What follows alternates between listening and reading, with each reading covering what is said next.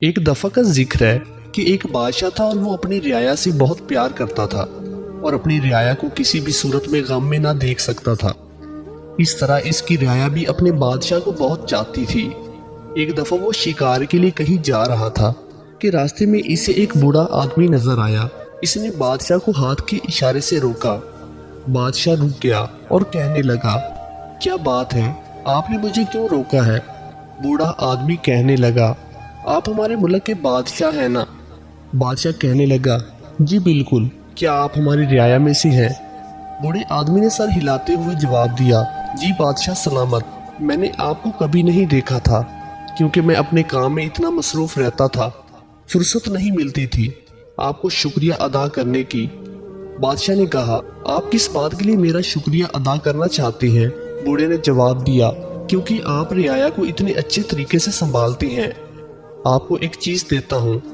بادشاہ گہری سوچ میں چلا گیا اور پھر کہنے لگا، اگر آپ میری رعایا میں سے ہیں تو میں نے آپ کو کبھی کیوں نہیں دیکھا، حالانکہ میں اپنے ملک کی ہمیشہ دورے کرتا رہتا ہوں۔ بوڑھے نے کہا، وہ سب چھوڑیے، میں جو تحفہ لایا ہوں آپ کے لیے، آپ اسے دیکھیے۔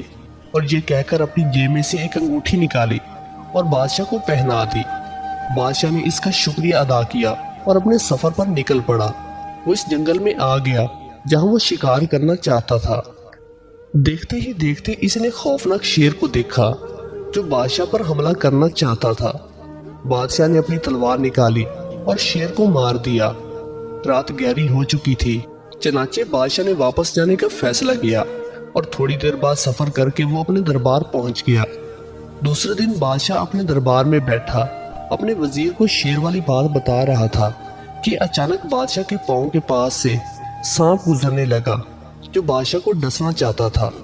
اچانک بادشاہ کو معلوم ہو گیا اور اس نے سانپ کو مار ڈالا۔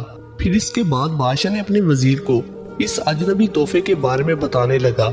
وزیر سوچنے لگا اور پھر اچانک بول اٹھا، بادشاہ سلامت، مجھے لگتا ہے اس اجنبی بوڑھے نے جو آپ کو انگوٹھی دی ہے وہ طلسمی ہے، جس کی وجہ سے آپ ان حادثات سے بچ گئے۔ وزیر بہت عقل مند تھا، اس لیے بادشاہ اس کی ہر بات پر یقین کرتا تھا۔ اگلی صبح بادشاہ نے اپنے وزیر کو حکم دیا وہ اس بوڑھے آدمی کو ڈھونڈے اور اس کے سامنے پیش کرے تاکہ انگوٹھی کے راز کا پتہ چل سکے۔ وزیر کچھ سپاہیوں کو لے کر بوڑھے آدمی کی تلاش کے لیے نکل پڑا۔ وزیر نے اس بوڑھے آدمی کو ہر جگہ تلاش کیا لیکن اس کا پتہ نہ چل سکا۔ چنانچہ وزیر سپاہیوں کے ساتھ تھک ہار کر واپس آ گیا اور بادشاہ کو ساری تفصیل سنا دی۔ جب رات ہوئی تو بادشاہ نے خواب میں دیکھا کہ وہی بوڑھا آدمی کہہ رہا ہے، تو اپنی رعایا کا بہت خیال رکھتے ہو اور ان کے لیے کچھ بھی کر سکتے ہو، اس وجہ سے میں نے طلسمی انگوٹھی دی ہے، اسے اپنے پاس رکھو اور مجھے تلاش کرنے کی ضرورت نہیں۔ صبح ہوئی تو بادشاہ بہت خوش تھا۔